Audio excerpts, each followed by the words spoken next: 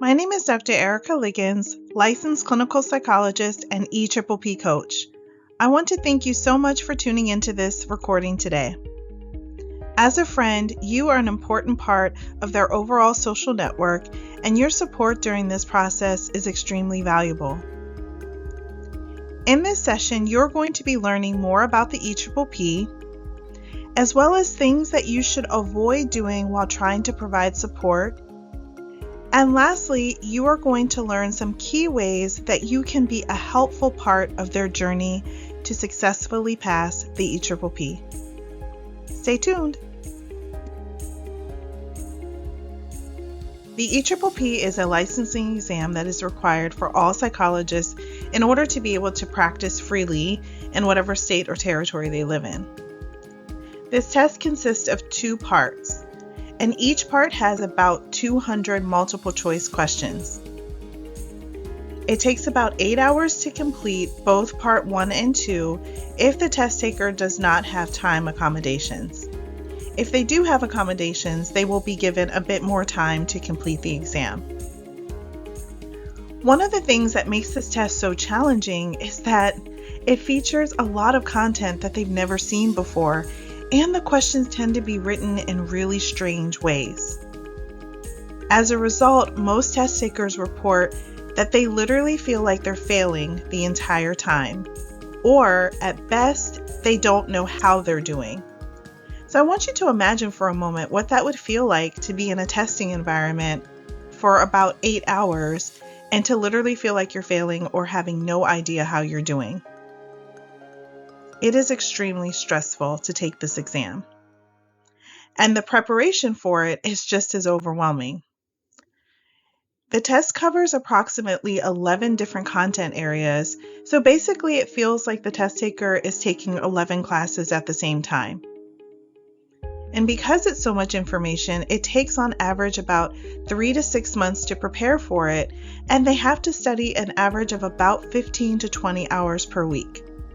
So studying for this exam really feels like you're taking on a really boring, overwhelming, tedious, and stressful part-time job. And to make matters worse, test takers are already so exhausted from spending so many years in school trying to get their degree.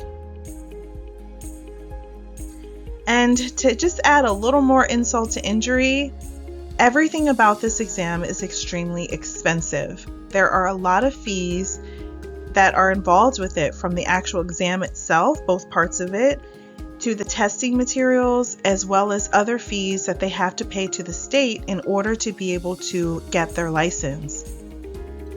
And to make matters even more complicated, when you are unlicensed, the access you have to good paying jobs is extremely limited.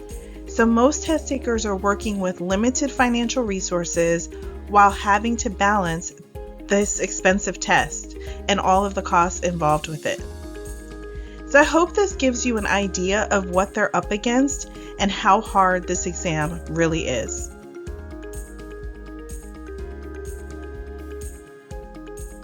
Now that you're aware of what the EPPP is all about, I want to make sure that you're aware of things to avoid doing while trying to provide support during this journey.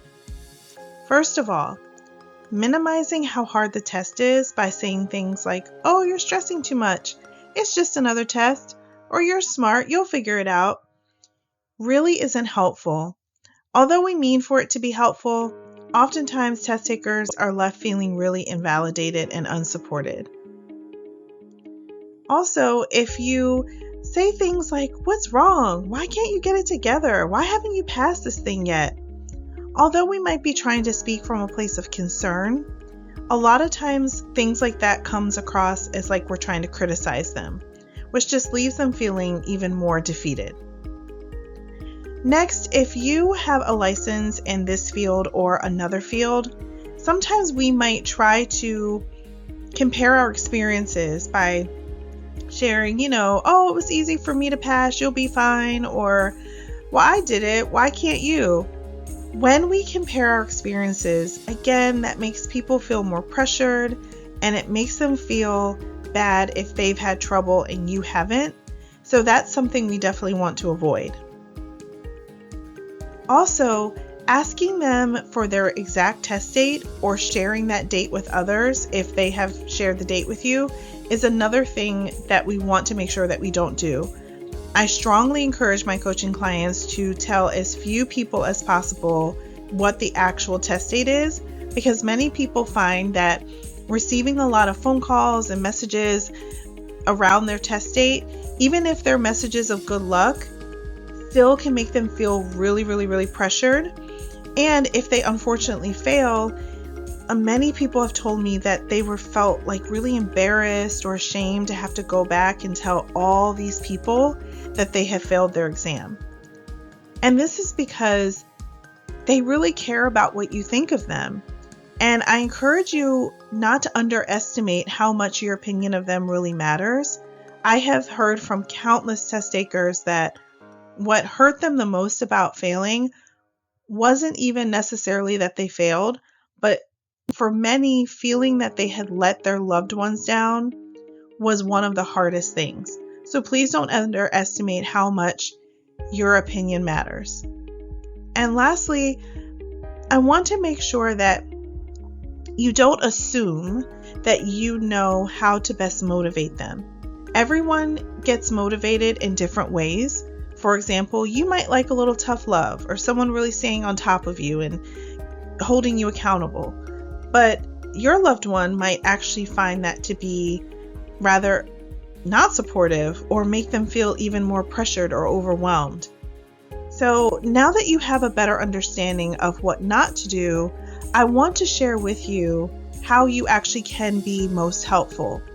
However, if you're listening to this and you thought to yourself, oh no, I think I've made some mistakes and maybe I've said things that could have come across in an unhelpful way, please don't worry. Like the old saying goes, when we know better, we do better.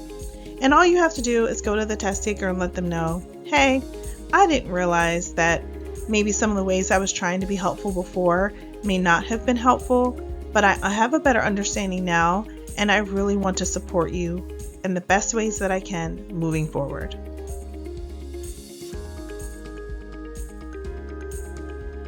Now that you've learned a bit more about the EPPP, I would like to share with you some tips on how you can be helpful during this process. The first thing is to be understanding that your relationship dynamic may change temporarily. You may be used to talking on the phone for hours at a time, for example, or always relying on them to come to every event that you put together. Or there might be that person that you always call when you need advice or need to cry on someone's shoulder. But while they're studying for the EPPP, they're going to be pretty tied up with that. And so you may notice phone calls get a lot shorter or more infrequent. You may notice they can't come to every event, or they might have to leave early. And lastly, you may find that they just aren't as available to be that go-to friend for advice and support. Please know that this is temporary and it's nothing personal. They just really need to focus in order to be able to pass this test successfully. Next, I would recommend that you also do everything you can to be a source of encouragement and support. That can come in many different ways. That could be verbally, telling them you can do it, hang in there. Or sometimes they might need a good hug, or maybe a little written note of encouragement. Or if you or they are people of faith, you might also even send some prayers their way. Next, I would like you to make sure that you ask for their study schedule. This is really important because it ensures that you won't accidentally interrupt them while they're trying to focus and study. Another huge way that you can be of help is supporting them to reduce their responsibilities. One of the things that's really challenging for test takers is trying to balance work, managing their home, and studying all at the same time. So on the website, you will see on the Friends and Family page, under Step 2, there's a tab that says Give. If you click to that, you will go to several gift cards that you can purchase to help them with all sorts of things, such as house cleaning or meal delivery, or even helping to subsidize the cost of some of their coaching services. So there's many different ways that you can help, whether it's sending over a gift card to help alleviate some of the stress, or potentially if you live close by and have a little extra time, for example, you might cook a meal, send it their way. Or if you have a relationship with their children, you might offer to babysit every now and again. Whatever you can do is going to be helpful. And when it comes to gift cards and giving financial support, again, whatever you can do will be appreciated. And the meaning will just mean so much to them, the fact that you gave what you could. And remember, there's power in numbers. So even if you're only able to give a small amount, I would encourage them, hey, what other friends do you have? Who else can we send this link to so they can listen to this recording and they could perhaps support you in this process however they can. Sometimes people in this field are great at giving support, but they're not always so good at receiving it. So they may need your encouragement to help them think through more people that could show up for them and help them. And that might even include encouraging them to let you start a GoFundMe page. There are many different ways that we can come together and support, and these are just a few examples. I would encourage you, though, before you do anything, outside of purchasing gift cards, because that's so easy, and most people love to get a surprise gift card in the mail or in their email. But outside of that, like if you're going to do something bigger, like trying to start a GoFundMe page, or of course, if you would like to provide emotional support, you'll want to make sure that you have that quick conversation with them and talk through what are the ways that you can be supportive, because certain types of support may be helpful to one person and not to the other. So you want to make sure that you're clear on how you can be supportive to them. So I hope that this was helpful and it gave you some ideas on how you can show up for them to help them in this last leg of the journey. I would like to take a moment to say thank you so much for taking the time to listen to this recording. Your support during this process is absolutely pivotal, and it is much appreciated. So thank you, thank you, thank you.